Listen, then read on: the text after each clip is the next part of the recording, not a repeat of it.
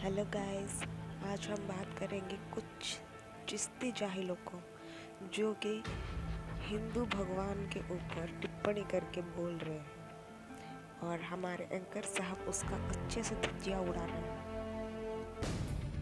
पाठशाला शुरू करते हैं और सबसे पहले सरतन से जुदा गैंग के नए ड्रामे को एक्सपोज करने वाला चैप्टर।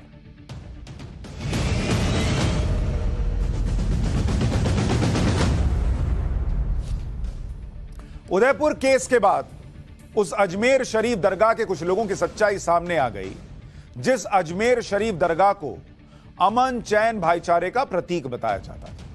हिंदू जाता था, मुसलमान तो वहां जाते ही जाते थे, चादर चढ़ाता था और वो वापस आता था। सब खुश थे, करोड़ों का रोजगार भी चल रहा था वहां पर, कईयों की दुकानें और घर और सब चलते थे, क्योंकि हिंदू भी बड़ी संख्या में माथा टेकने और चादर चढ़ाने वहां जाते हैं।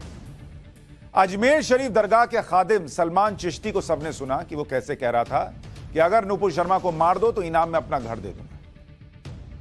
अरेस्ट हो गया, पुलिस की वैन में बैठकर थम्स अप दिखा रहा था बेशर्मी से। इसी तरह से दरगाह की अंजुमन कमेटी के सचिव और वरिष्ठ खादिमों में से एक सरवर चिश्ती ने धमकी दी थी कि हिंदुस्तान हिला देंगे और हिंदुओं की दुकानों का बॉयकॉट कर दो।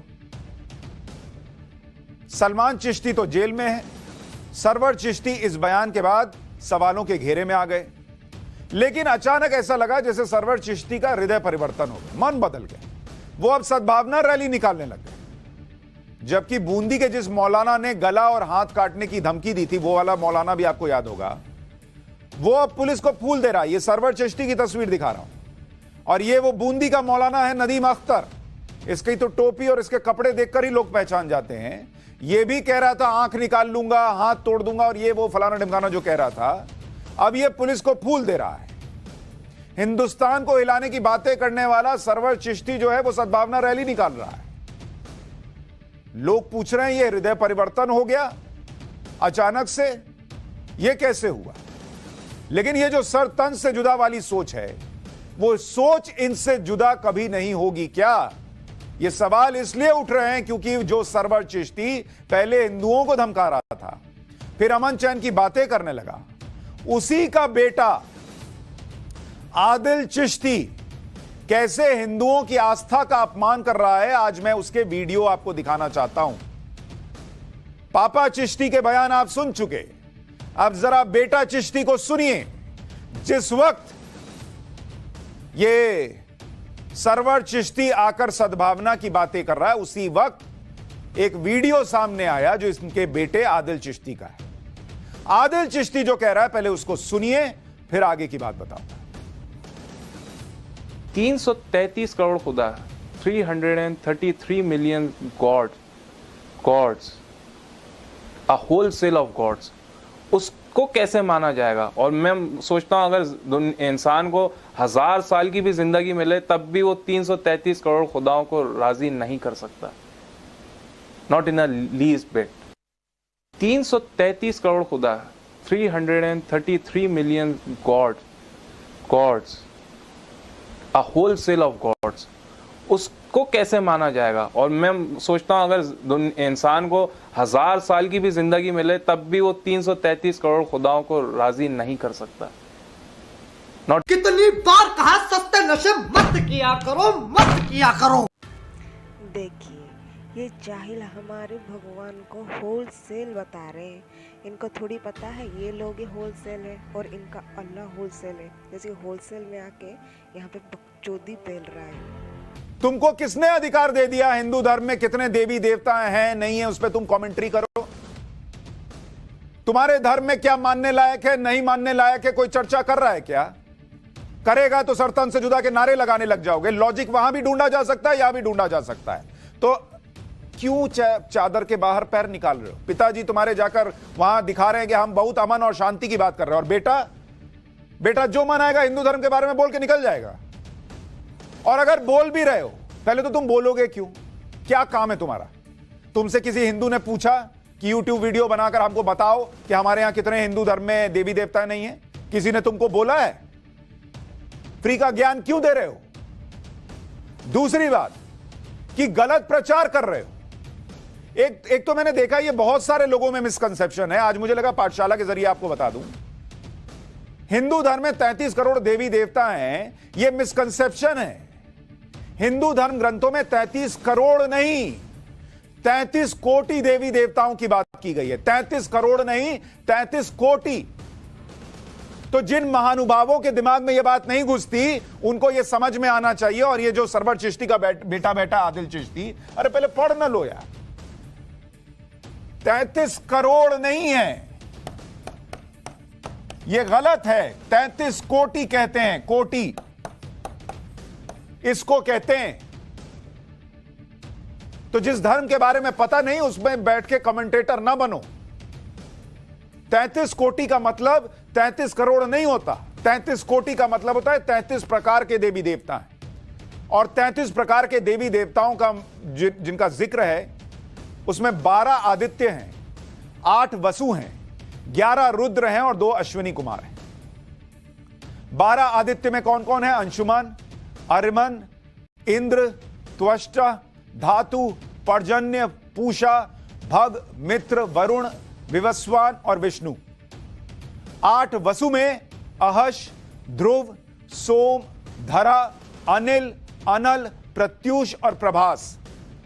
11 रुद्र में शंभु, पिनाकी, गिरीश, स्थाणु, भर्ग, भव, सदाशिव, शिव, हर, शर्व, कपाली ये आते हैं। और 2 अश्वनी कुमारों में नासत्य और दस्त्र आते हैं। तो जितना ऊपर वाले ने यहां देकर भेजा है उतना का ही इस्तेमाल करो। अगली बार कोई आपको बोले हिंदू धर्म में 33 करोड़ देवी देवता हैं तो उनको पाठशाला की ये क्लिप दिखाइए और बताइए कि बॉस 33 करोड़ नहीं है, 33 कोटि देवी देवता हैं, 33 प्रकार के देवी देवता हैं। अब बोल ना चोर। लेकिन तुम बोल क्यों रहे हो भाई? तुम्हारा क्या काम है हमारे यहां कितने देवी देवता नहीं है? हम पूछ रहे हैं तुम्हारे यहां क्या चल रहा है, नहीं चल रहा है। और यही हमारे तुम्हारे के चक्कर में अभी हुआ था ना कांड, उसके बाद भी। और पिताजी आकर दिखा रहे हैं कि हम बहुत बड़े शांति के प्रतीक हैं।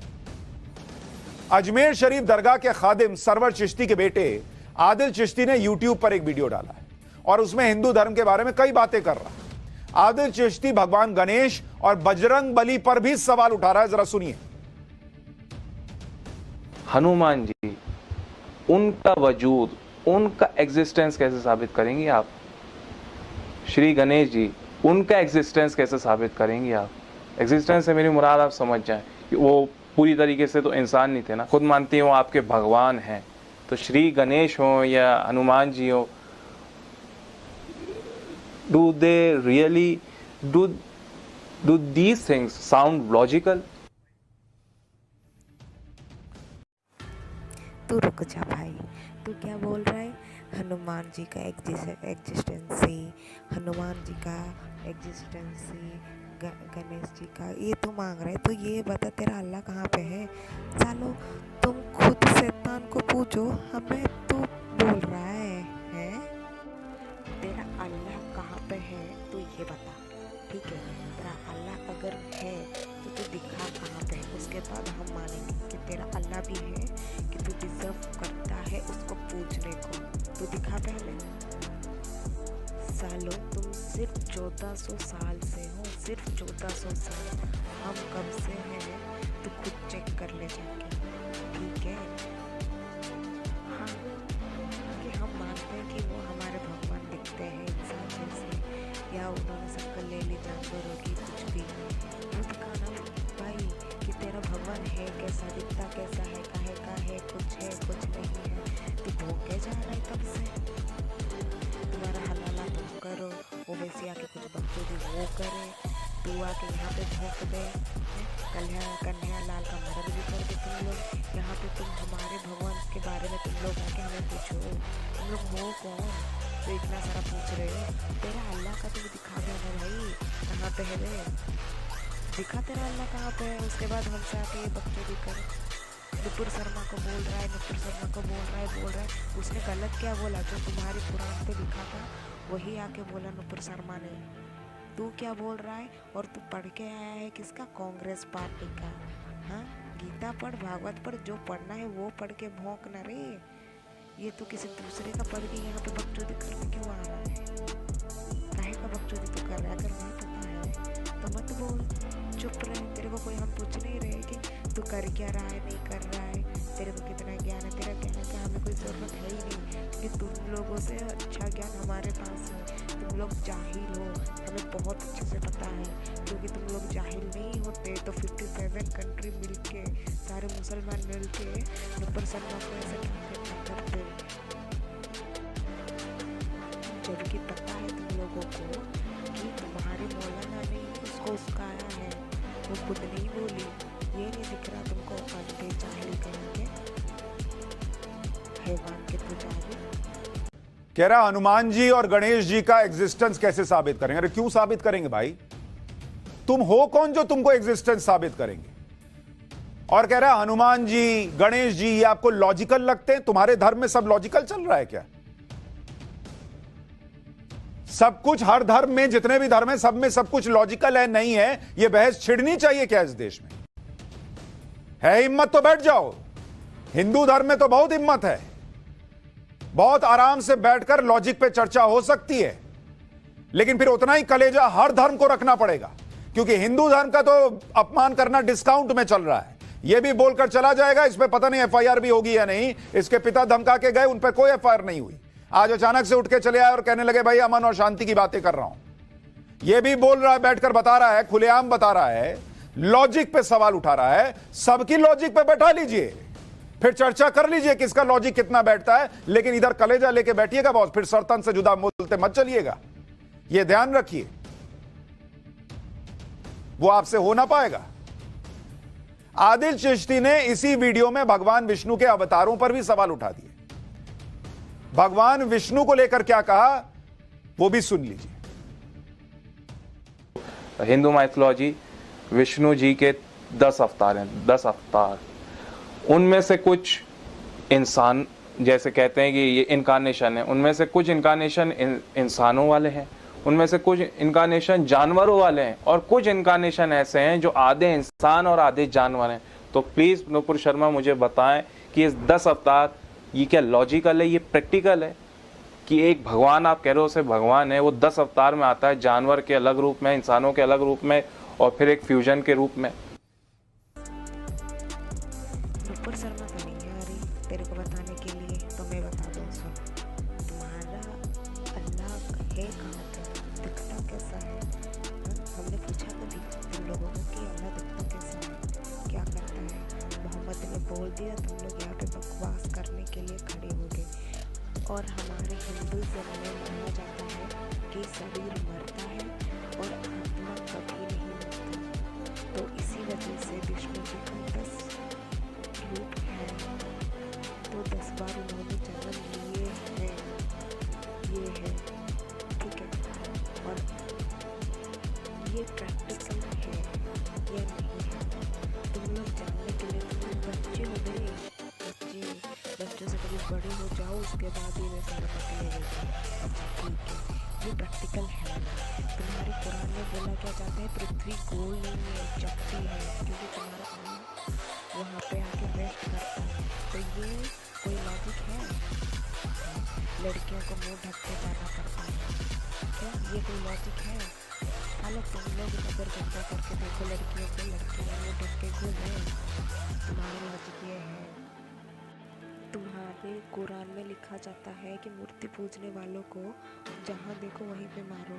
ये कोई लॉजिकल है? ये बता तो भाई तू। और है कि सबसे बड़ी बात, तुम्हारा कुरान एक इंसान ने लिखा है, लिखवाया किसी ने है, वो कभी प्रूफ ही नहीं हुआ अभी तक। बट हमारा प्रूफ है कि हमारा भगवत गीता श्री कृष्ण जी ने बोला था, उसको लिखा गया था। तुम लोग या ये प्रूफ करो कि अल्लाह ने बोला, मोहम्मद ने लिखा। इसका क्या गारंटी है कि मोहम्मद ने खुद से ही नहीं लिख दी? इसका क्या गारंटी? नहीं नहीं नहीं नहीं, हमारा तो कोई लॉजिक है ही नहीं भाई। लॉजिक तो तुम्हारा ही है, क्योंकि तुम लोग मरने के बाद ना फिर से जिंदा हो गए, ये तो लिखा गया ना तुम्हारे कुरान में।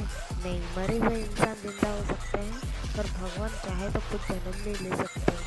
जाहिल का बाप वहाँ पे देश को तोड़ने के लिए सोच रहे। देख बेटा यहाँ पे आके हिंदुओं के ऊपर बोल रहा है।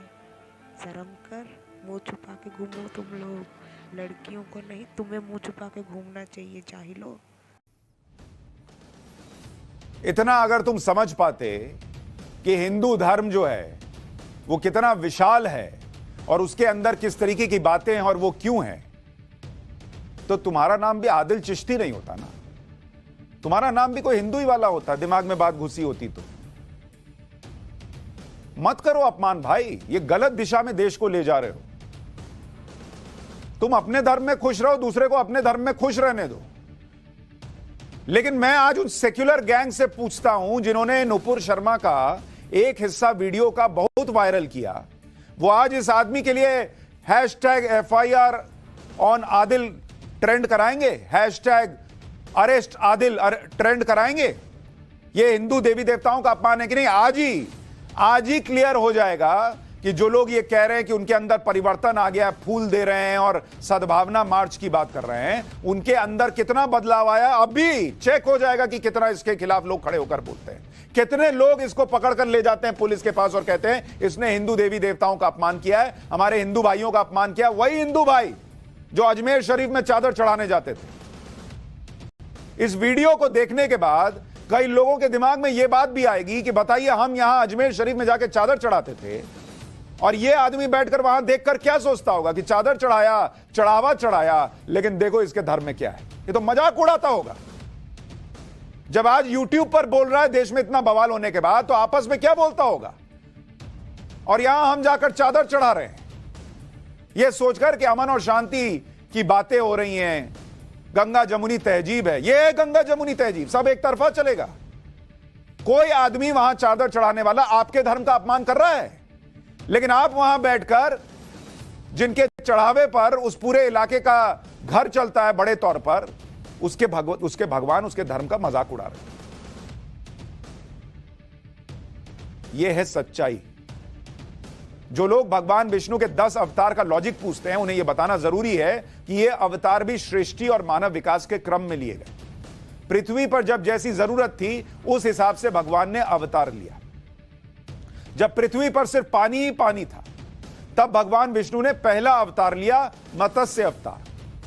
तब सृष्टि को प्रलय से बचाने के लिए भगवान विष्णु ने समुद्र में मछली के रूप में अवतार लिया था। इसके बाद जब पृथ्वी पर पानी कम हुआ तो विष्णु जी ने दूसरा अवतार लिया, कूर्म अवतार। इसमें वो कछुए के रूप में पृथ्वी पर आए, जो समुद्र से जमीन की तरफ सृष्टि के विकास का संकेत है। तीसरा अवतार वराह अवतार था, जिसमें वो जंगली सुअर के रूप में अवतार में आए और दैत्य हिरण्यक्ष का वध किया, जिसने पृथ्वी को छुपा दिया था और भगवान ने अवतार लेकर अपनी नाक से पृथ्वी का पता लगाया। चौथा अवतार नरसिंह अवतार है, जिसमें भगवान आधे शेर और आधे मनुष्य के रूप में आए और भक्त प्रहलाद को बचाकर हिरण्यकश्यप को मारा था, जिसे वरदान मिला था कि उसे ना कोई इंसान मार सकता है ना जानवर। पांचवा अवतार था वामन अवतार, जिसमें भगवान विष्णु वामन के रूप में आए और स्वर्ग पर कब्जा करने वाले राजा बलि से 3 पग जमीन मांगी थी। वामन रूप की वजह से राजा बलि ने हंसते हुए कह दिया कि 3 पग जमीन ले लो, लेकिन वामन रूप में भगवान ने पहले ही कदम में धरती नाप ली, दूसरे कदम में स्वर्ग। इसके बाद परशुराम अवतार, राम अवतार, कृष्ण अवतार, वेंकटेश्वर अवतार और इस कलयुग के अंत में कल्कि अवतार होगा। यह है हिंदू धर्म। हम एक ही भगवान है ये नहीं कहते, हम हर कण कण में भगवान देखते हैं। तुम कहते हो, बहुत लोग कहते हैं पत्थर पूजते हैं। नहीं बॉस, पत्थर नहीं पूजते, हम पत्थर भी पूजते हैं, हम पेड़ भी पूजते हैं, हम जल भी पूजते हैं, हम वायु भी पूजते हैं और गर्व से पूजते हैं, क्योंकि जिस दिन ये पूजने लायक नहीं छोड़ोगे, सब तबाह और बर्बाद कर दोगे, उस दिन तुम भी नहीं बचोगे। उस धर्म में सोचो कितनी बड़ी बातें होंगी, जिसने उस सनातन धर्म में तब पहचान लिया कि अगर इन लोगों, इन चीजों का सम्मान नहीं करोगे, इनको पूजोगे नहीं, तो तुम भी बचोगे नहीं। उस धर्म पर बैठकर सवाल उठा रहे हो, अपमान कर रहे हो। आदिल चिश्ती ने इस वीडियो में शशि थरूर की किताब का नाम लिया और कहा कि हिंदू धर्म में नास्तिकता भी होती है। पढ़ कौन सी किताब रहा है? शशि थरूर की किताब। सुनिए। जहाँ नास्तिकता की भी इजाज़त होती है। और ये बात भी मुझे इस किताब the Hindu way by Shashi Tharoor साहब की किताब से पता चला कि ऐसा कोई फिलॉसफी, एक स्कूल ऑफ थॉट है विद इन हिंदुइज्म जो नास्तिकता को भी वेलकम करता है। निकल लौड़े, पहली फुर्सत में निकल। पढ़ तो लेते, कोई ढंग की किताब तो पढ़ लेते। यहां भी पढ़े तो एक कांग्रेसी नेता की किताब। आदिल चिश्ती को सुन लिया आपने। जब बेटा ऐसी बातें कर रहा हो और पिता सौहार्द की रैली में शामिल हो रहा हो, तो अपने आप बेटे को सुनने के बाद पिता के अंदर क्या चल रहा होगा, यह भी सवाल खड़े होते हैं। और सरवर चिश्ती जिसकी तस्वीर दिखा रहा हूं, इसकी सद्भावना रैली में शामिल होने वाले तस्वीरें तो आप देख रहे हैं, लेकिन वो बयान भी याद कीजिए जिसमें वो हिंदुओं को धमकी दे रहे थे। कह रहे थे कि उनके पूर्वजों ने हिंदुओं पर शासन किया था और फिर से ऐसा करने पर उन्हें मजबूर ना किया जाए। वाह, 4 दिन पहले तक गिना रहे थे कि कैसे हिंदुओं पर पूर्वजों ने राज किया था, कैसे अहंकार से भरकर कह रहे थे कि अरे हिंदू तो यहां आकर सिर झुकाते हैं हमारे अजमेर शरीफ में, और आज अचानक से सद्भावना जाग गई। कौन यकीन करेगा?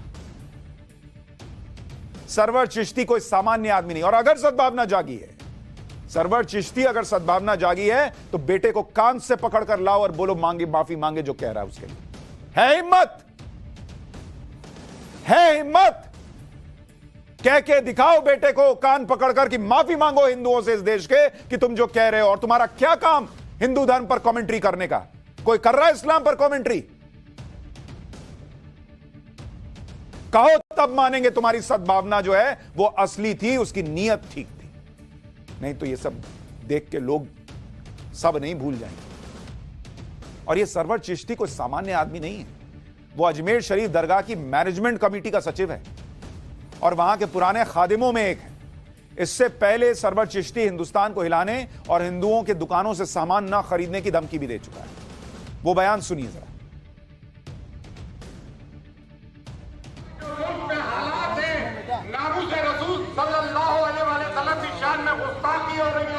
हुजूर गरीबनाथ की शान में गुस्ताखी हो रही है, ये हम कभी कबूल नहीं करेंगे।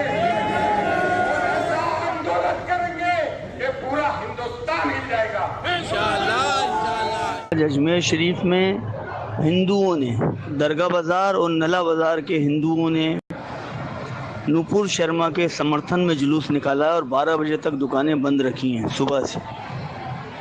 तो आप तमाम हजरात से गुजारिश है कि अपने KGN ग्रुप के ज़रिए से इस बात को तमाम ज़ायरीन और तमाम गरीब नवाज के आशिकों से पूछा दो कि इन लोगों को तरसा दो, ना तो दरगाह बाज़ार से कोई शॉपिंग करे, ना कोई नला बाज़ार से शॉपिंग करे। बताइए, नुपुर शर्मा ने जब बयान दिया तो इस देश के अंदर कुछ भी नहीं हुआ। किसी ने नहीं कहा कि मुसलमानों का, इस्लाम का अगर दिल दुखा है तो भैया तुम अभी के अभी जो है सब चलने दो, ऐसा नहीं होगा। सब चुप थे। नुपुर शर्मा ने भी माफी मांग ली, पार्टी ने भी कार्रवाई कर दी, सब कुछ हो गया। लेकिन अति होनी शुरू हुई जब पत्थर चले, पेट्रोल बम चला, सरतन से जुदा के नारे लगे और उदयपुर में तो गला ही काट दिया, अमरावती में गला ही काट दिया। उसके बाद जब लोगों को लगा कि यह अति हो रही है और लोग शांतिपूर्ण तरीके से बाहर निकले, कहीं हनुमान चालीसा का पाठ हुआ, कहीं दुकान बंद की, तो कह रहे हैं दुकान का बॉयकॉट कर दो, दुकान का बॉयकॉट कर दो। अभी तक किसी हिंदू को आपने कहते सुना है, किसी सिख को कहते सुना है, किसी ईसाई को कहते सुना है कि ये जो सर तन से जुदा कह रहे हैं इनका बॉयकॉट कर दो? कोई ऐसा ऑडियो वीडियो घूम रहा है? और आप वहीं अजमेर शरीफ में रहकर कह रहे हो कि इन्होंने समर्थन में दुकान कैसे बंद कर दी, इनका बॉयकॉट कर दो, और अब सद्भावना रैली निकालने की बात कर रहे हो। कौन विश्वास करेगा? ईमानदारी दिखनी चाहिए बॉस। सरवर चिश्ती पहली बार विवादों में नहीं है। इससे पहले सरवर चिश्ती ने कहा था कि PFI कैडर आधारित मुस्लिम संगठन है जो भारतीय संविधान को बचा रहा है। PFI इनको संविधान बचाने वाला दिखता है। सरवर चिश्ती PFI नेताओं के साथ मंच पर दिखा है।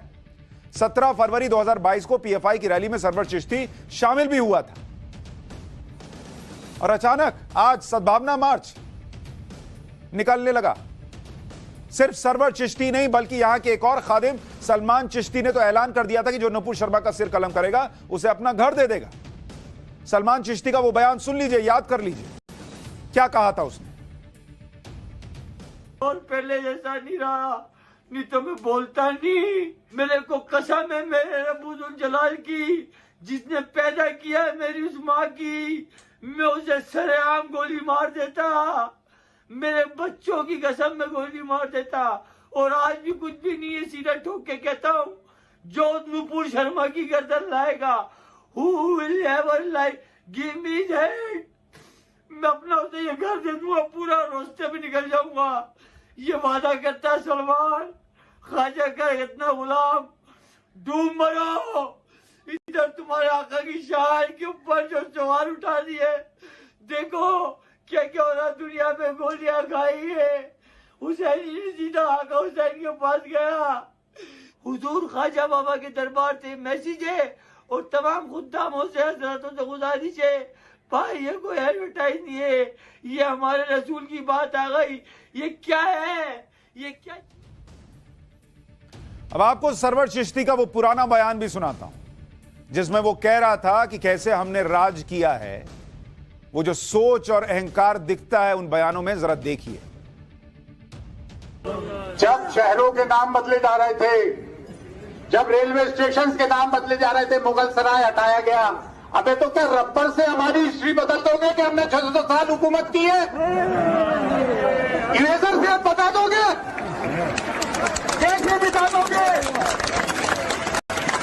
हम हाकिम थे, इस मुल्क के हुक्मरान थे, हम मखलूक नहीं है, हम सब्जेक्ट नहीं थे, हम रूलर्स थे। हमको सिर्फ सिक्योरिटी तक महदूद मत कर दो, हमारे में ये अरमान पैदा मत कर दो कि फिर से हमें हुकूमत करनी है।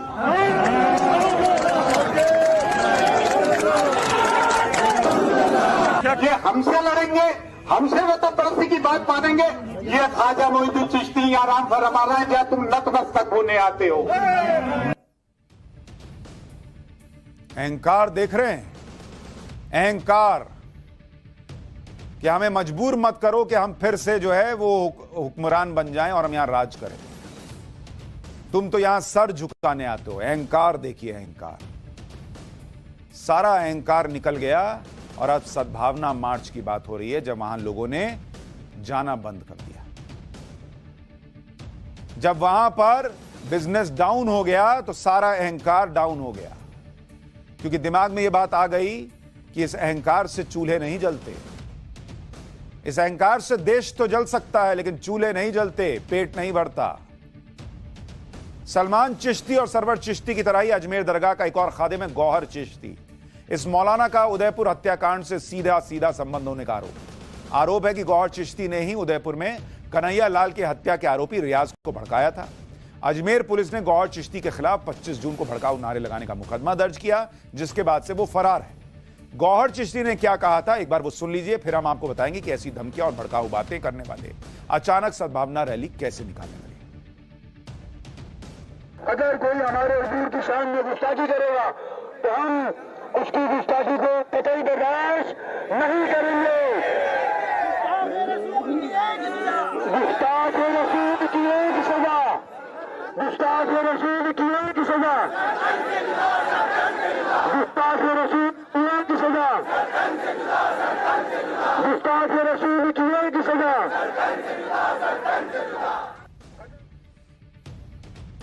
17 जून को इनको समझ में नहीं आ रहा था कि देश में सद्भावना लानी चाहिए। 17 जून को वहां खड़े होकर सर तन से जुदा के नारे लगा रहे थे। 12 जुलाई तक समझ में आ गया कि सद्भावना आनी चाहिए इस देश के अंदर।